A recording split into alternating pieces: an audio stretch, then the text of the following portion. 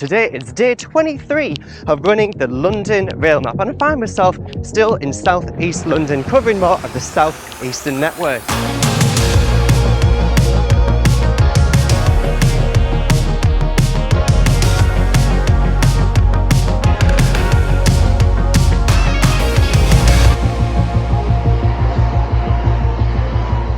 Now today I am going to be running the Sidcup line from Hither Green over to Dartford via Sidcup, would you believe?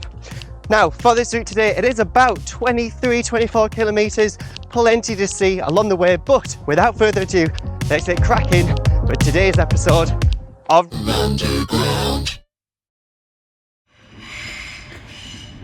So I'm here at Hither Green Station, the first station of the day. Now something that is really unique to that of Hither Green Station is the fact that you have the Prime Meridian line that passes directly through the station. And it's something that's acknowledged in the passenger tunnels. If you look directly above your head, you can clearly see where it is that the Prime Meridian line passes. Now I don't want to spend too much time here because Hither Green Station is a station I'm coming back to in the future. So without further ado, let's get cracking with the rest of the run today.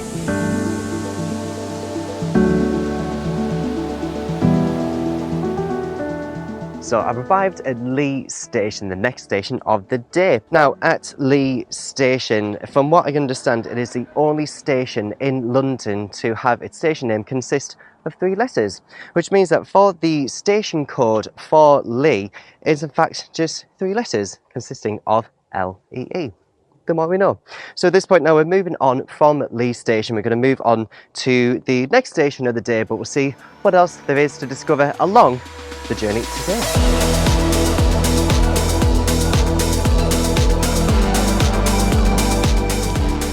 I know that this is very naughty, but you know, do as I say, not as I do. But where I'm running right now is the bit of the River Quaggy, and right above my head right now is the railway for the Sidcup line.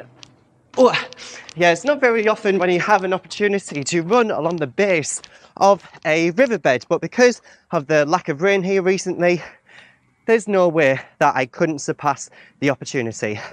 But looking at my map, I need to get back on track. So let's get back over to the route.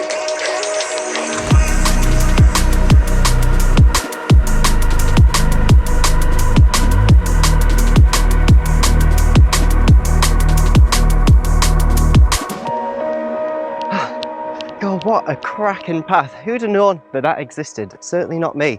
When this railway had first opened, this was in fact known as the Dartford Loop Line. It's because it was to alleviate the pressure of some of the other railways in the vicinity.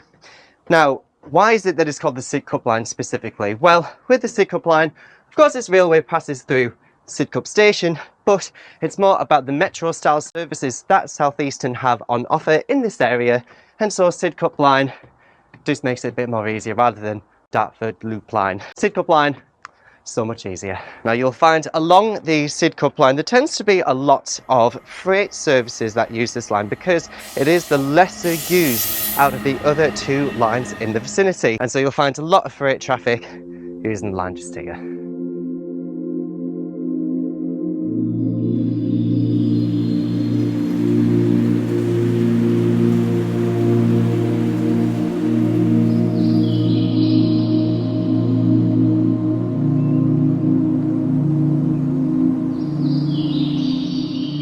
So we are in the vicinity of Nottingham Station. We'll be there in just a moment, but in the area there was no way that I couldn't mention the Tarn Bird Sanctuary. Now this used to form as part of the Eltham Estate, the Eltham Lodge back in the day, but what I love is that this amazing beauty spot is available to come to for free to check out some of the birds in the area, some of the wildlife and habitat. So if you have not been here, I do strongly recommend visiting. It is just so relaxing and so peaceful to come to. Now I just mentioned that this formed as part of Eltham Lodge. Now with Eltham Lodge, you know, when buying, I don't know, when you go shopping for example, you tend to put things in your fridge and freezer, right?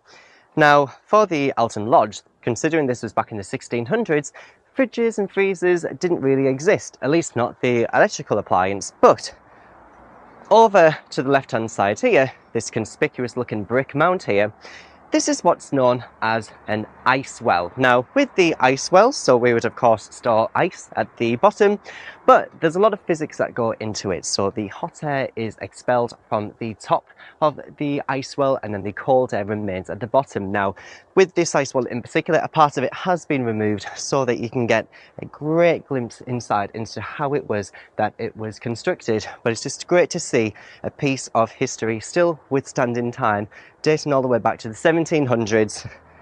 It's just so fantastic to see it still exists today.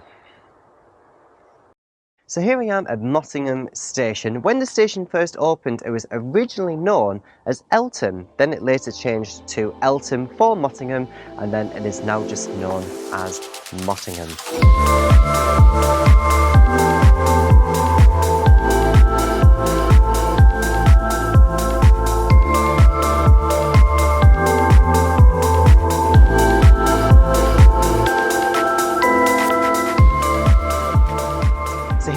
New Eltham Station. This station had become step 3 in 2014. Now, similar to that of Mottingham Station, New Eltham wasn't always called New Eltham. When the station first opened, it was originally known as Pope Street. So right now I'm running between New Eltham and Sidcup stations.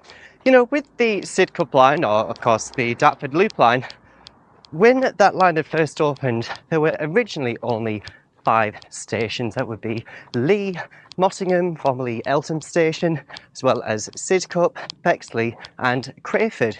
Now, with New Eltham Station that we've just been to, that station opened almost 12 years after the line originally opened. Nice little tidbit of the day. So I've made it to Sidcup Station. You know, the station building looks more like a leisure centre than it does an actual station building. But what I also found interesting about Sidcup Station is the fact that it is nowhere near the town centre. The town centre lies almost a mile down the road just in front of the station.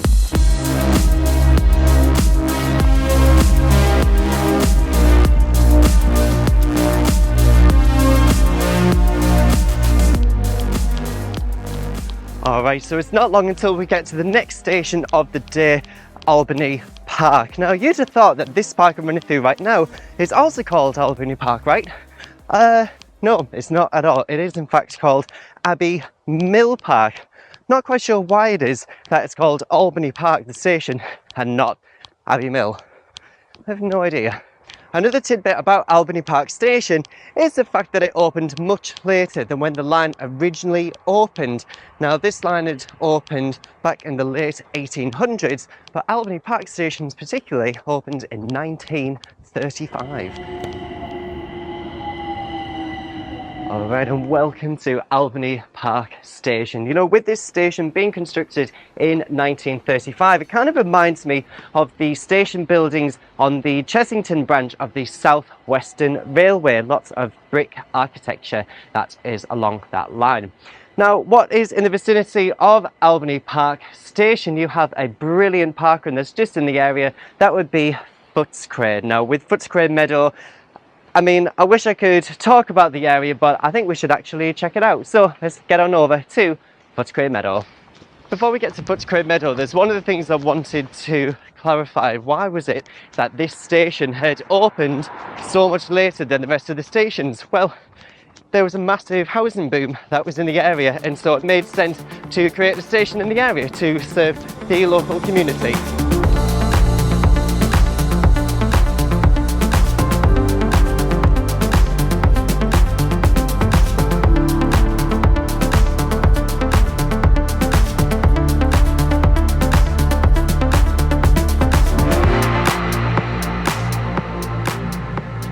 Made it to Bexley Station. You know, not to be confused with Bexley Heath Station, but Bexley Station compared to Sidcup, where that was a mile away from the town centre, Bexley Station is right in the heart. So you only have to descend down the ramp here into the town centre.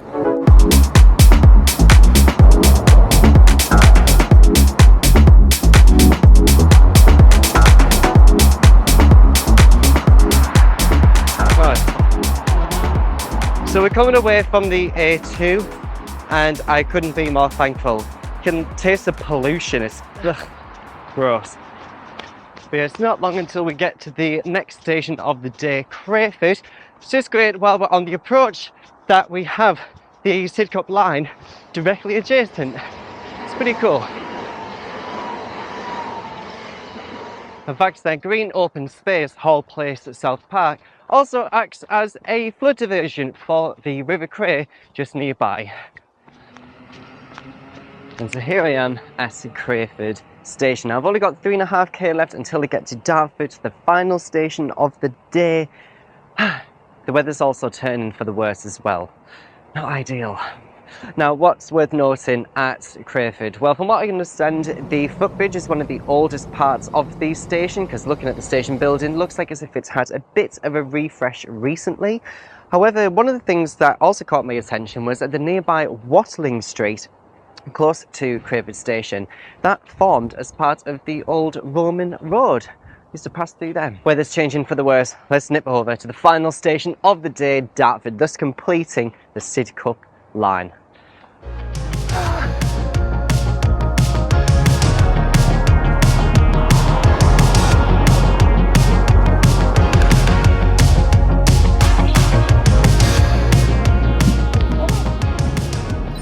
And that is going to be it from me. If you want to check out this route on Strava, the links will be down in the description. Hope you learned something new along the Sidcup line today. Thank you so much for watching, and I'll see you for a brand new video soon. Take care. Don't stop in your